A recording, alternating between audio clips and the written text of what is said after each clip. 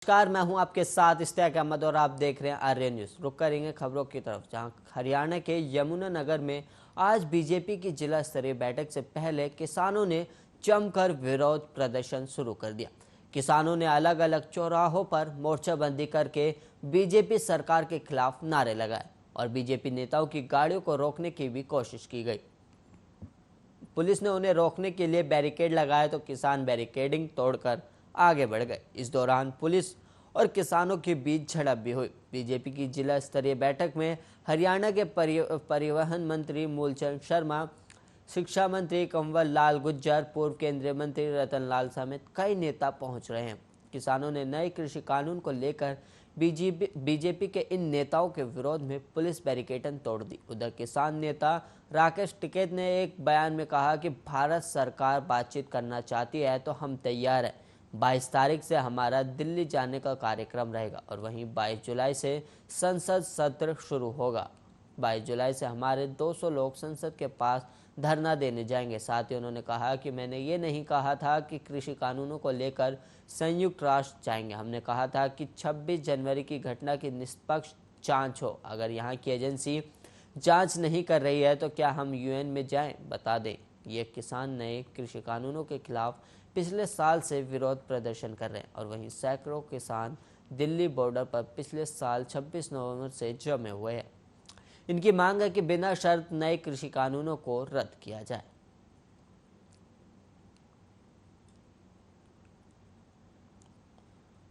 और वहीं इन दिनों हिमाचल प्रदेश में पर्यटकों की भारी भीड़ देखने को मिल रही है। कोरोना प्रोटोकॉल में ढील देने के बाद से लोग नियम तोड़ते नजर आ रहे हैं।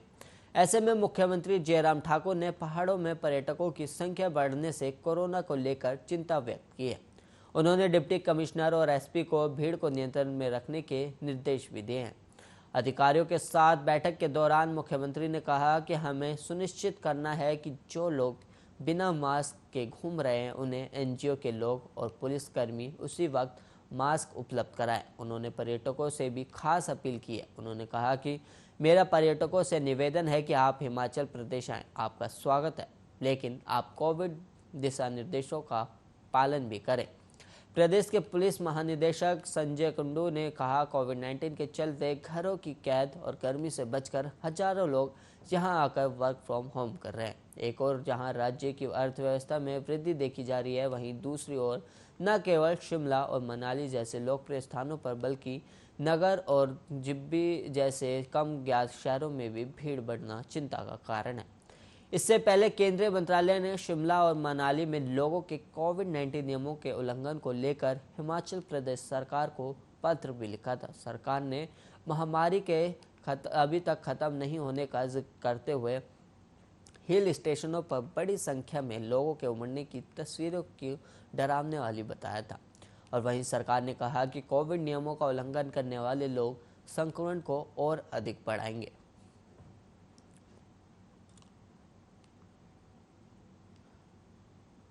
और वहीं देश में कोरोना के खतरे से बचने और उसे मात देने के लिए टीकाकरण अभियान सबसे अहम माना जा रहा है। वहीं देश में टीकाकरण तेजी से भी चलते दिखाई दिया। हालांकि राज्य की जनसंख्या के मुताबिक दिल्ली और केरल में टीकाकरण सबसे अच्छे रिकॉर्ड पर बना है। दरअसल केरल और दिल्ली वो राज्य हैं जहां कोविड-19 टीकाकरण में सबसे कम कमी देखी जा रही है। वहीं बिहार, राजस्थान और पश्चिम बंगाल में सबसे अधिक कमी देखी जा रही है। बता दें कि कमी की गणना राज्य की जनसंख्या के प्रतिशत के रूप में की जाती है।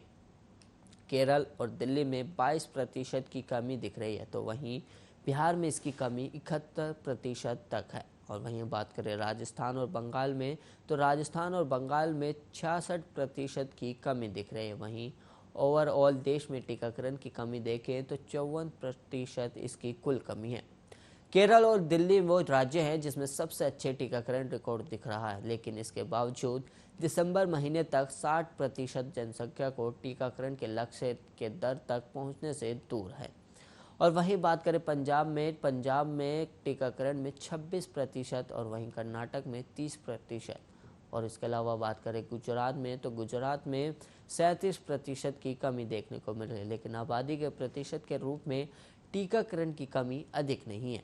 इनमें दिल्ली और केरल भी शामिल है।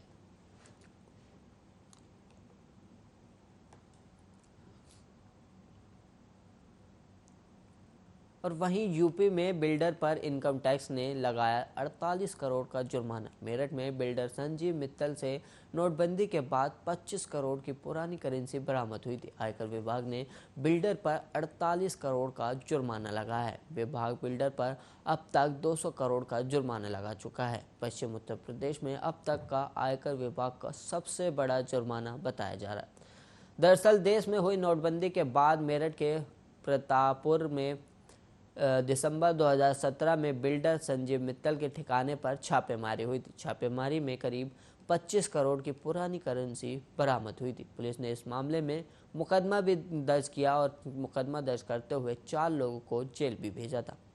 हालांकि संजीव मित्तल फरार हो गया था। इस मामले की आयकर विभाग और ईडी लगातार जांच कर रहा है। आयकर विभाग ने आरोपी बिल्डर के ऊपर अब तक 200 करोड़ रुपए का जुर्माना लगाया है। संजीव मित्तल ने बाद में हाईकोर्ट से अरेस्टिंग स्टे हासिल कर लिया था। आयकर विभाग ने इस मामले में संजीव मित्तल की करीब 600 करोड़ की संपत्ति और उनके सभी बैंक अकाउंट सीज कर दिए थे। संजीव मित्तल की करीब 7 कंपनियों को आयकर विभाग ने जांच के घेरे में लिया था। उस समय बताया जा रहा था कि संजीव मित्तल उद्योगपतियों से पुरानी करेंसी लेकर उनको नेपाल के रास्ते बदलवाने का जिम्मा लेते थे। आयकर विभाग ने इस मामले में जांच करते हुए पहले संजीव मित्तल पर 152 करोड़ का जुर्माना लगा और अब 48 करोड़ का जुर्माना और लगा दिया है। संजीव मित्तल पर आयकर विभाग की कार्रवाई में अब तक कुल 200 करोड़ का जुर्माना भरने के निर्देश दिए गए हैं।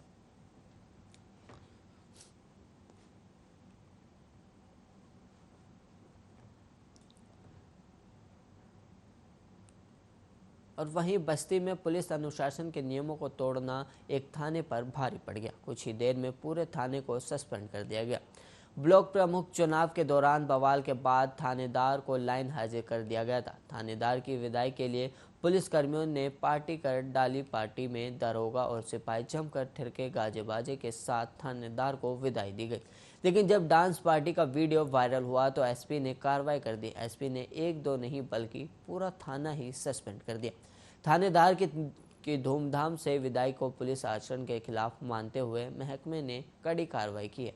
सोशल मीडिया पर वायरल विदाई के वीडियो को संज्ञान लेकर पुलिस अधीक्षक आशीष श्रीवास्तव ने लाइन हाजिर थानेदार शमशेर बहादुर सिंह, उप निरीक्षक भीम सिंह, उप निरीक्षक अजय सिंह और रिजवान अली समेत 15 पुलिसकर्मियों को निलंबित कर दिया है। सभी के खिलाफ कोविड प्रोटोकॉल के उल्लंघन का मुकदमा भी दर्ज कराया गया है। बता दें कि गौर ब्लॉक परिसर में नामांकन के दौरान बीजेपी के 2 गुट आपस में भिड़ गए थे। पुलिस एक गुट को प्रत्याशियों को अंदर ले गई तो दूसरे पक्ष को आगे रोकने में दौरान पुलिस और बीजेपी कार्यकर्ताओं में हाथापाई हो गई। पुलिस ने भीड़ को तितर बितर करने के लिए लाठियां बाजी तो भगदड़ मच गई। कई कार्यकर्ता घायल होकर धरने पर बैठ गए। और वहीं एसपी ने मामले में कार्रवाई करते हुए थानेदार को लाइन हाजिर कर दिया था।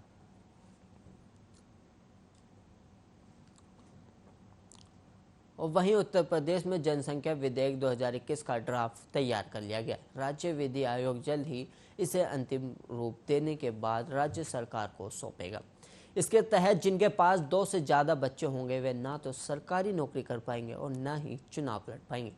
आपको बता दें कि आयोग ने ड्राफ्ट को सरकारी वेबसाइट पर अपलोड कर दिया है। साथ ही 19 जुलाई तक जनता से राय भी मांगी है। इस ड्राफ्ट को ऐसे समय पेश किया गया जब यूपी में 11 जुलाई को मुख्यमंत्री योगी आदित्यनाथ नई जनसंख्या नीति 2021 से 30 जारी करेंगे। गौरतलब है कि राज्य विधि आयोग ने यह ड्राफ्ट खुद तैयार किया है। इस ड्राफ्ट को तैयार करने के लिए सरकारी आदेश नहीं है।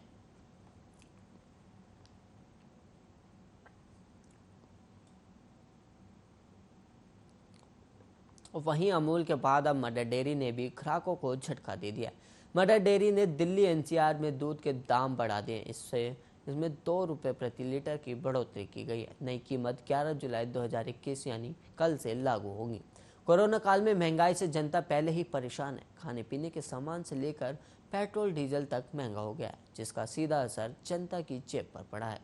उच्च इनपुट लागत के कारण कंपनी ने दूध के दाम बढ़ाए हैं। कंपनी ने आखिरी बार दिसंबर 2019 में दूध की कीमतें बढ़ाई थी। मदर डेयरी ने कहा कि नई कीमतें दूध के सभी प्रकार पर लागू होंगी। कंपनी ने एक बयान में कहा कि कंपनी कुल इनपुट लागत पर मुद्रास्फीति के दबाव का सामना कर रही है, जो पिछले एक साल में कई गुना बढ़ गई है। साथ ही महामारी के कारण दूध उत्पादन की प्रभावित हुआ है। दिल्ली एनसीआर में 1 लीटर फुल क्रीम मिल्क अब 55 रुपये के बजाय 57 रुपये में मिलेगी। और वहीं बात करें टोन मिल्क की, तो टोन मिल्क की कीमत 45 रुपये से बढ़कर 47 रुपये प्रति लीटर होगी। पिछले एक साल में कृषि कीमतें 8 से 10% तक बढ़ गई है और इनके साथ ही प्रसंस्करण, पैकेजिंग और लॉजिस्टिक्स की बढ़ती परिचालन कीमतों की मार भी पड़ी है। मदर डेयरी ने कहा कि यह ध्यान देना होगा कि पिछले 3-4 हफ्तों में अकेले दूध की कृषि कीमतों में लगभग 4% की वृद्धि हुई है। पिछले एक साल में दूध की खरीद के लिए ज़्यादा कीमतें चुकाने के बावजूद उपभोक्ताओं के लिए कीमत नहीं बढ़ाई गई थी। और वहीं दिल्ली एनसीआर में मदर डेयरी रोजाना 30 लाख लीटर से ज़्यादा दूध बेचती है। दूध के दामों में इजाफा होने से घी, पनीर, मक्खन, चीज़, लस्सी और छाछ के अलावा मिठाई, चॉकलेट, ऐसी तमाम चीज़ें की कीमतों में बढ़ोतरी हो सकती है। दूध के दाम बढ़ने का असर अब आम आदमी की रसोई पर देखने को मिलेगा, क्योंकि इसकी खपत प्रत्येक परिवार में रोजाना होती है।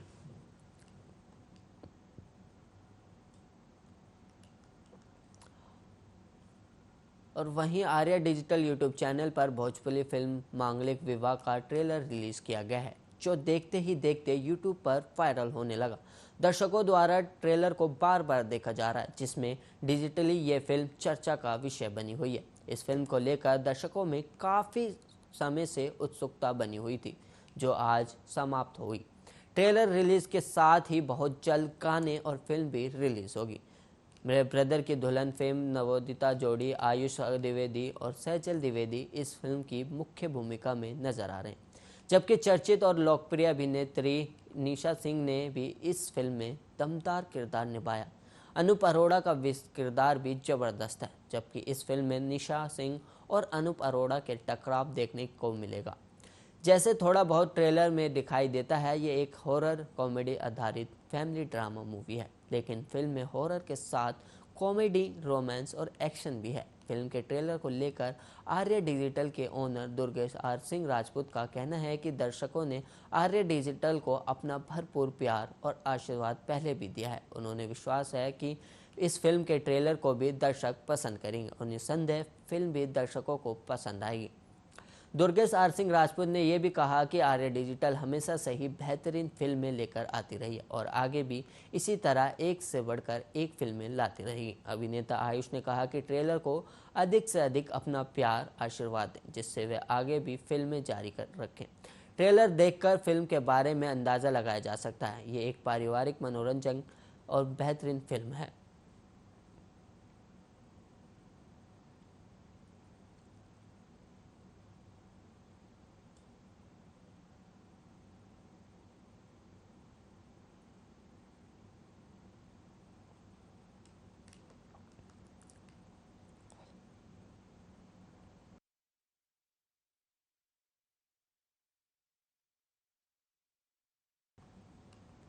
और वहीं यूरोपीय देश जर्मनी कोरोना के खिलाफ मिक्स कोविड-19 वैक्सीन लगाने की इजाज़त दे दी गई है, देने वाला दुनिया का पहला मुल्क भी बन गया है। सरकार ने सलाह दी है कि जिन लोगों ने एस्ट्राजेनेका की वैक्सीन का पहला डोज ले लिया है, अब या तो फाइजर, बायोटेक या मॉडर्ना की वैक्सीन का उम्र के बावजूद दूसरा डोज ले सकते हैं। गौरतलब है कि दुनिया के कई मुल्कों में एक ही तरह की वैक्सीन के पहले और दूसरे डोज टीकाकरण अभियान में शामिल है। ब्रिटेन, अमेरिका और फ्रांस में सरकार लोगों को इच्छा के अनुरूप कुछ समय बाद दूसरी वैक्सीन इस्तेमाल करने की इजाज़त दे चुकी है, लेकिन जर्मनी अपने नागरिकों को आधिकारिक रूप से मिक्स वैक्सीनेशन की इजाज़त देने वाला दुनिया का पहला देश होगा। मीडिया रिपोर्ट के मुताबिक सरकार का फैसला टीकाकरण पर स्थायी समिति की सिफारिश के एक दिन बाद आया है। समिति ने सिफारिश की कि एस्ट्राजेनेका के पहले डोज के 4 सप्ताह बाद दूसरा डोज लगाया जाना चाहिए। जर्मनी में टीकाकरण पर स्थायी समिति स्टिको ने कहा कि वर्तमान रिसर्च के नतीजे बताते हैं कि मिक्स डोज के टीकाकरण के बाद पैदा हुआ इम्यून रिस्पॉन्स स्पष्ट रूप से श्रेष्ठ है।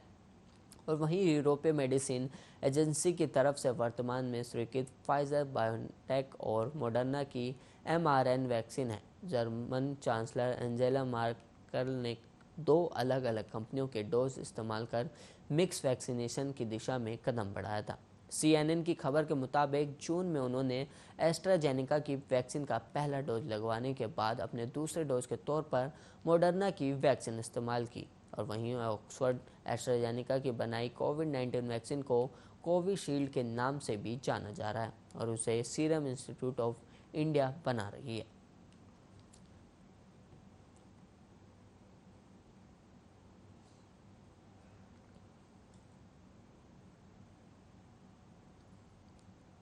और वहीं वैज्ञानिकों का कहना है कि डेल्टा वेरिएंट एंटीबॉडीज को चकमा दे रहा है। फ्रांस के वैज्ञानिकों ने पता लगाया है कि प्राकृतिक संक्रमण और वैक्सीन से किस तरह एंटीबॉडीज बनती है, जो अल्फा, बीटा और डेल्टा के साथ वायरस के सबसे पहले रूप से भी बचाने में कारगर है।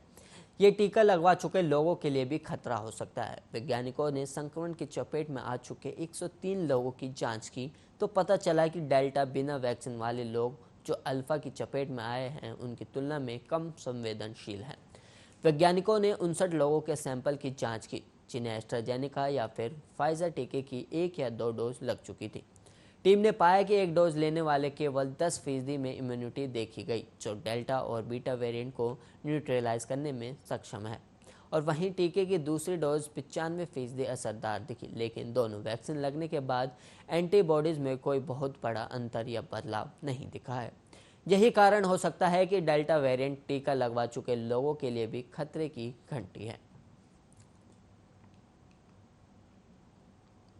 और वहीं पेट्रोल डीजल की कीमतों में इन दिनों जबरदस्त तरीके से इजाफा हो रहा है। तेल कंपनियों ने एक दिन राहत के बाद शनिवार को पेट्रोल डीजल के दाम में फिर बढ़ोतरी कर दी है। राजधानी दिल्ली में आज पेट्रोल 35 पैसे और डीजल 26 पैसे प्रति लीटर महंगा हो गया है। इसी के साथ दिल्ली में अब पेट्रोल 100.91 रुपये और डीजल 89.88 रुपये प्रति लीटर पर बिक रहा है।